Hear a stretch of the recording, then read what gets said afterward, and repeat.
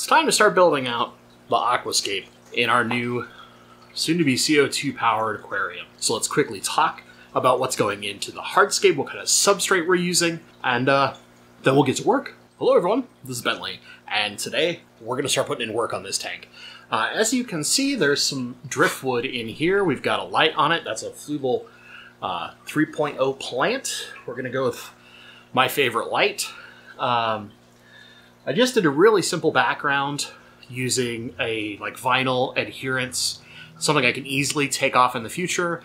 This was just a big roll, this stuff right here that you can get easily on Amazon. I'll put a link down in the description of the exact stuff I used. It's pretty straightforward.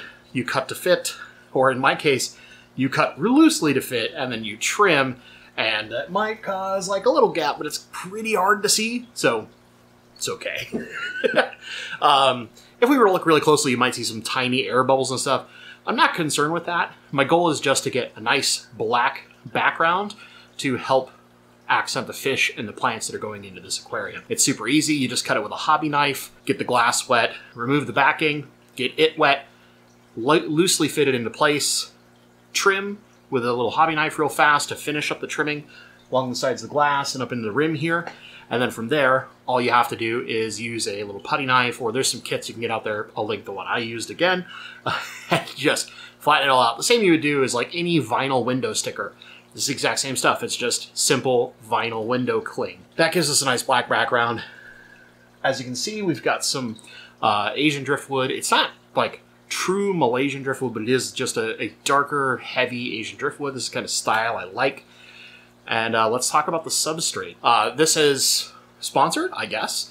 Partially sponsored. They provided the product by Brightwell. So I'm going to use a number of products in their series in order to build out our substrate system. So let's talk about what we're using. You might be familiar if you've watched anything regarding setting up anoxic filtration, like maybe Pectec's video, with their laterin powder. This is basically just pure laterite powder. It's super, I mean, you can see this stuff. It's powder, right? We're not going to use specifically this stuff. We are going to use one of the other laterin products they have. And I'll explain why we're not using the powder. Because we're not going for like an anoxic condition, where this would be more useful to mix in with some of the other substrates. We just need something a little more simplistic that is going to give us a nice iron supplementation, because in our plant list, we have a good number of crypts. And we want to have that iron available down at the roots to help those crypts flourish. So instead of using the laterin powder, we're going to need a lot of substrate. This is a 40 breeder. We're going to instead use the next step up. We're going to use this stuff. So this is the Florin Base Laterin VF. And we'll turn it around to see if you can even see it, but up close. Come on, camera. Do you see how tiny these are? This is like the powder type, honestly even smaller, of most of your aquasoils that are out there, like Amazonia powder type. This is even smaller than that, and it's honestly kind of hard to see on camera. We're going to use this as our base. That's going to put a lot of nice iron-rich substrate down in the root system, and then over the top, we'll use a more standard aquasoil, also from Brightwell, the Rio Oscuro. This bad boy. I love this stuff. So this stuff, the nice part about this, we've talked about it previously, doesn't leach ammonia. So we're not going to have excess ammonia. So in theory, we can have safer water parameters faster. But we will need something to kind of kickstart the bacterial colony in there, which the plants are going to help us do, along with all this driftwood, is going to do minor decomposition while the tank is initially settling in.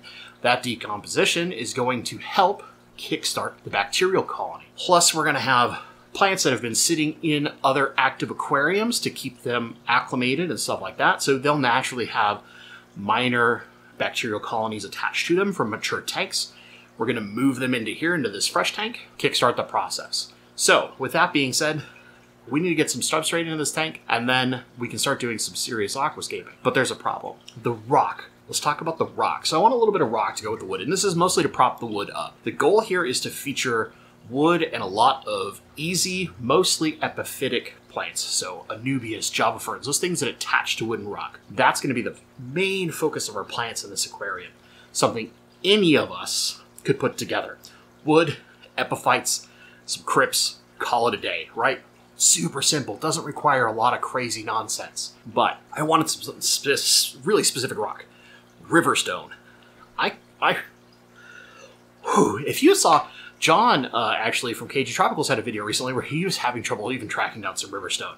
I went to, or called, I didn't go to all of them, 4 different aquarium stores, 5 different landscaping supply companies, 3 Home Depots, 2 Lowe's, and a McClendon's, which is a local hardware store here that does a big garden section. They have a huge garden section. I figured one of you has to have some leftover riverstone that isn't just the teeny tiny stuff that's like 1 to 3 inches tops. I need a couple of good sized stones to help put these rocks, or this wood, in the position I want it. I want to do something that looks kind of like a fallen, broken up tree in an old riverscape or something along those lines, right? No, I couldn't find it anywhere of all those locations. So while this won't be perfect, we're going to sub in some simple Ceru stone, get that nice gray look. I wanted something a little darker so that the wood and the plants really are the attention getters, other than the fish, of course. So with that being said, let's get this thing substrated. I'll start doing some hardscape work. Through the power of the internet, you're going to see this just kind of happen like that. It's blurry, I know, but the basic hardscape is done. So again, we're going for kind of a fallen tree look, and we'll overlay some B-roll so you can properly see what's going on in this tank. But I got some help with this particular one. So at the time of filming, she's my fiance. But at the time you're watching this, depending on when you watch it, she's either about to be or is now officially my wife. She was at our recent live stream. That's Chibi Faith, aka Jocelyn. She helped me with all the wood. So she made all the decisions with very minor input, with me basically just going, hey, just keep in mind a couple of things, right? That's her choice. And then most of the rock placement was also her choice. Only a few were put in by me. What we need to do now is add some accents. So so we'll get a bunch of like smaller rocks like these that are still Ceru. That way all the stone matches, to kind of fill out and make it look a little more natural. And then might even look into some kind of gravel or something else a little more decorative in the very front here, so that the front has an area that is no plants. You know, try to make this a little more aquascape, to make it look kind of like a rocky riverbed that has like a, you know, old fallen broken apart tree or trees, and some lush plant growth that has taken over time, right? That's what we're going for. Lots of green, lots of beautiful plants, and easy plants, so that this is something you guys can do. So the next video, we will cover all those extra details and planting. And then we'll get this bad boy full of water, get the CO2 system on it, and start getting it ready for fish. Now that's going to take a little while. We want to make sure that this thing properly cycles, takes its time. There'll be some tannin leaching, all that kind of stuff. Eventually, this will be a beautiful planted tank that you could easily do yourself. You can literally see none of this is like fancy rock placement. It's just 2 bags of Rio Oscuro, more like 2.8.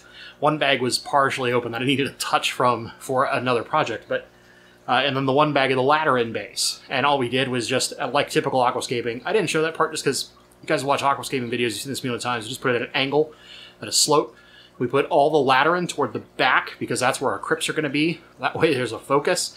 And then we made a little bit down here in the front, just a thin layer of substrate just to help give us some balance as we're putting stones and stuff in, and some of the wood to settle into it. Most of the stones here are just for support. They're there to help make it look a little more natural, but also hold that wood in place so that hopefully you don't have something crashing around in there. So with that being said, let me know what you guys think. Do you enjoy this? What do you think of my fiance/wife's first aquascape? Because most of the decisions are actually hers, not mine. She has a way better artistic eye than I do. But I'm going to do the planting, so I'll take credit when that part happens. Let me know what you guys think in the comments down below. If you enjoyed this video, give it a little thumbs up, maybe share it out. All those usual things, they super help your YouTuber friends, like this dummy on the internet, to grow their channel and do better over time. And it helps fund projects just like this one. It wouldn't be possible without the members, so let me put a big thank you, as this is literally the last day of the year when this is coming out. Big thank you to all the members who have supported. Without you, this tank would not have come into fruition. Literally, your guys' support is what paid for all the materials and the tanks, the whole shebang. Outside of, again, a massive thank you to Brightwell for supplying all of the hardscape kind of spot, or not the hardscape, but the substrate, supplying all the substrate and being a kind of a sponsor in this video in that regard. They don't get to see this video ahead of time. It's not a review, but they did supply this. So there is, I guess, technically paid promotion by the rules. But, you know, big thanks to the team at Brightwell. I love a ton of their products, this stuff especially. And we'll be seeing how this bad boy shapes up over the next few months. So with that being said, thank you so much for watching. And stay awesome.